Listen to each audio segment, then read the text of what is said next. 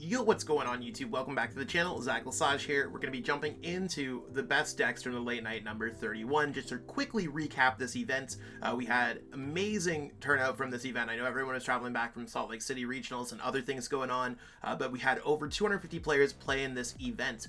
Jumping into the players that made top 8, we see Evan Campbell playing Arceus. Now, this to me, from what I see, is Andrew Zavala's list that they were playing at Salt Lake City Regionals. So check them out. I think they just made a YouTube video on it too. And it looks like Evan's been playing this. This deck's been all about using Arceus V-Star and accelerating energies to either your Shadow Riders, and you also have some cool attackers like with Yveltal and Galarian Zapdos V that are very format dependent, is the best way that I like to put it.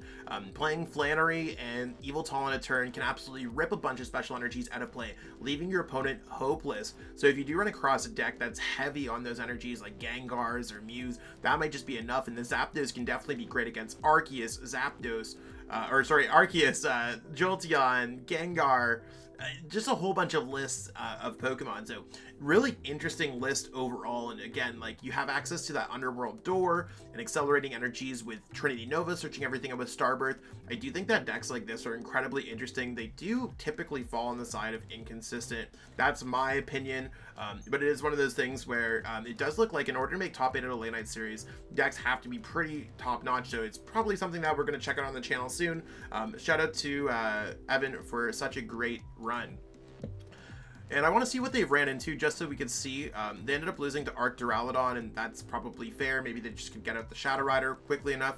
And they did lose to some kind of dark Inteleon deck, so that also makes a little bit of sense. And they ended up losing to Mew and Arc-Duraludon. So maybe they lose to Arc-Duraludon, or maybe that matchup's just not as good as we want it to be.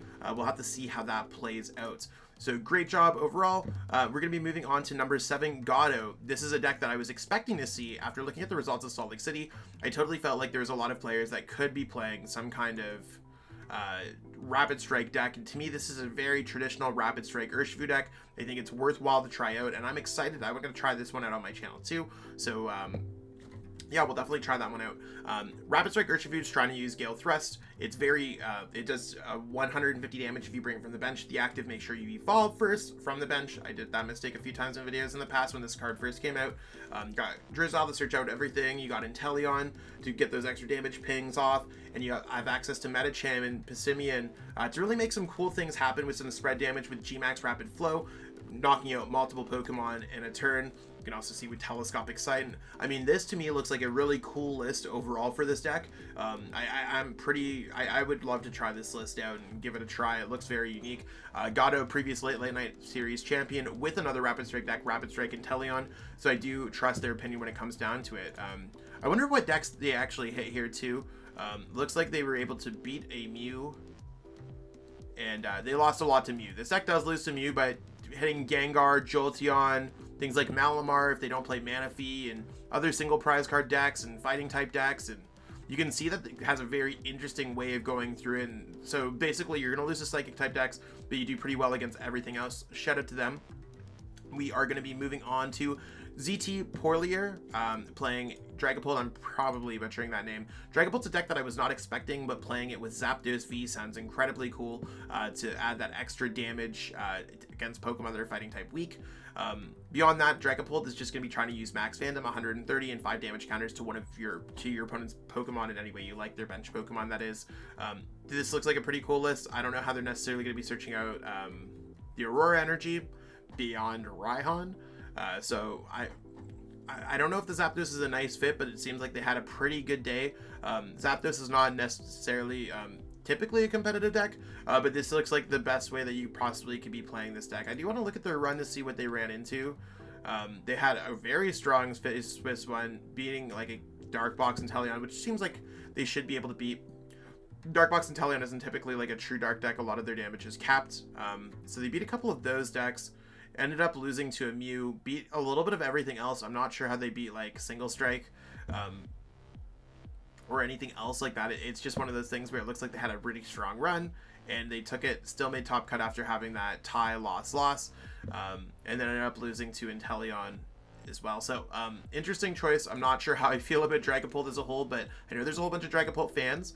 We're going to see Arc Inteleon So Arc Inteleon just being a strong choice. To me, this looks like the list that Xander Perot and Rahul Reddy and their group played towards Salt Lake City Regionals, so I think that's a really cool choice. Arc Inteleon is really just using Arceus's Trinity Charge, Trinity Nova, accelerating energies, doing a little bit of damage, being a pure Arceus deck, and using Starbirth to search out anything else. The Bibarel's there for a little bit of balance or training wheels. Zigzagoon allows you to do some extra damage, so I mean, I think this list is really cool. I don't know if you need the Bibarel. It's something that I need to try out a little bit more myself, but I do like a lot of the consistency choices and all the different one-of supporters and Palpad, so there's a lot of really nice things with this list. Considering this list already made top 8 at a regional championships, I don't necessarily want to comment if I think it's any better or not.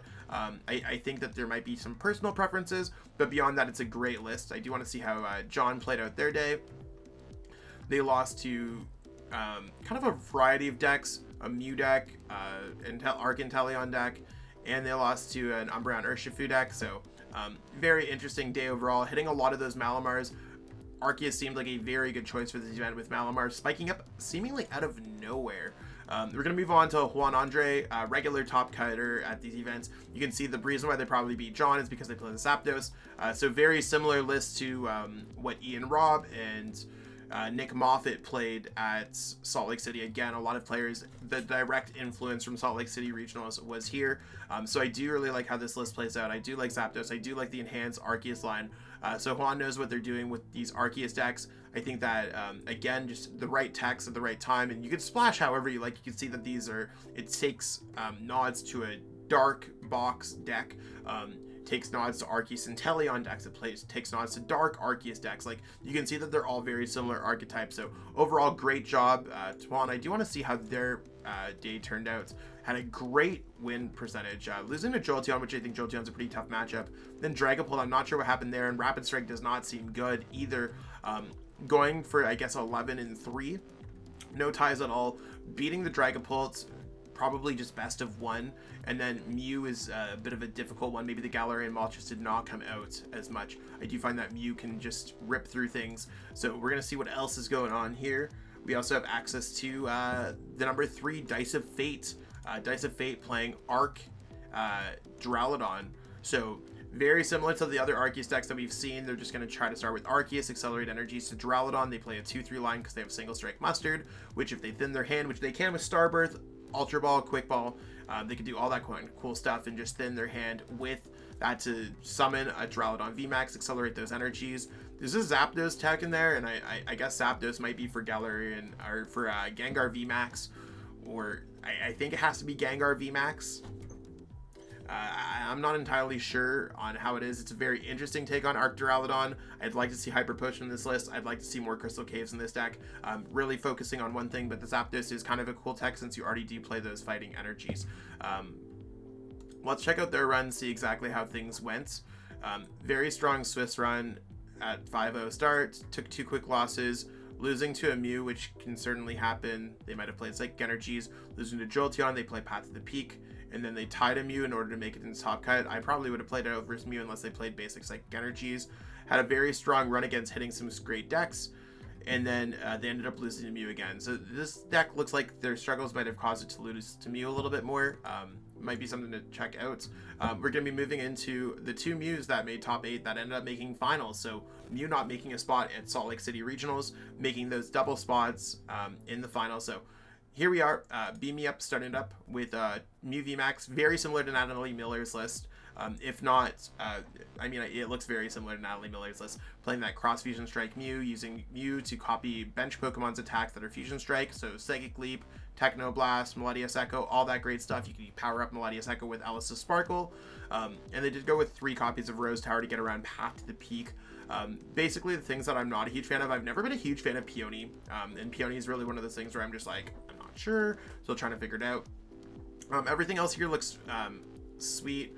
I think that they cut down on some of the consistency cards to add attacks like Echoing Horn, probably to beat things like Duraludon. I mean, Mew's really a deck that I like to say you cannot screw it up, even if I do not necessarily agree with the list.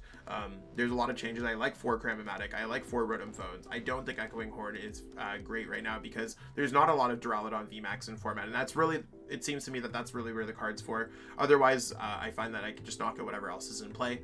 I mean, Echoing Horn can be cool, but it's like, I might change my opinion on that card, but right now I think it's more of a Duraludon tech. I do want to see how their day did turn out with their playing. So they had a 7-2 Swiss, losing to a Arc-Inteleon and another Arc-Inteleon. Not entirely sure what happened there. Those are typically like okay-ish matchups. Then they lost to a Jolteon, which they could probably just get pathed. Had a decent run, again, beating through Duraludon and stuff. So the Echoing Horn, probably very helpful there. Losing to Mew in the finals. We'll check out that Mew list right now. I almost clicked X there, which I always do in these videos, but we're on top of it today. Let's go with Takedo, the champion of late night season, number, I think it's 31? Yeah, number 31. So if you see Mew VMAX, this is looking like a traditional list. Typically what we've seen is this the 2 psychic energies, the training quartz. I think that list has fallen out of favor for most people in the metagame, but you can see that a lot of the choices are very similar. Triple Cramomatic. I mean, I do like things like Palpad to get back bosses orders. I do like the Pokemon lineup. There's nothing really wrong with this list by any means, but there's also, it seems like it's just like a little bit dated compared to the rest of the format. But that didn't seem to stop Mew. Mew was just absolutely crushing through that other deck. So when Beam Me Up was having a little bit of a tough start, it certainly allowed them to crush it out. So let's look at how our champion formed their day. They started off with a 9-0 Swiss record, so you can see that Mew was on fire. They beat quite a few top decks. I mean, even Suicune Ludicolo is not a great matchup, so they hit some weird stuff. Definitely like a little bit of an interesting day, because they probably shouldn't have beat that many Suicune Ludicolos, but they took it. They had a bit of a struggle to phase 2, but I mean, 11-3 strong record, crushed through the Rapid Strike, crushed through the Arceus, and then crushed through Mew. We do have their grand finals list up on the YouTube channel, so check out the grand finals match, I should say, and check that out. Congratulations to every single person that made this list. Shout out to everyone who inspired their deck list from Salt Lake City regionals or any other source that they have. Lots of great players you can see just outside of it with Augusto B, Cal Connor. Like, you could just like kind of go through the list and see that there's a lot of players that typically do see success at these events. Late night series now start at 6 p.m. every single Monday, so try to check those out if you get a chance to. I'd love to see y'all there, and we'll continuously cover the format and see exactly where it grows. I'll catch up with all y'all later. Peace out and have a great one.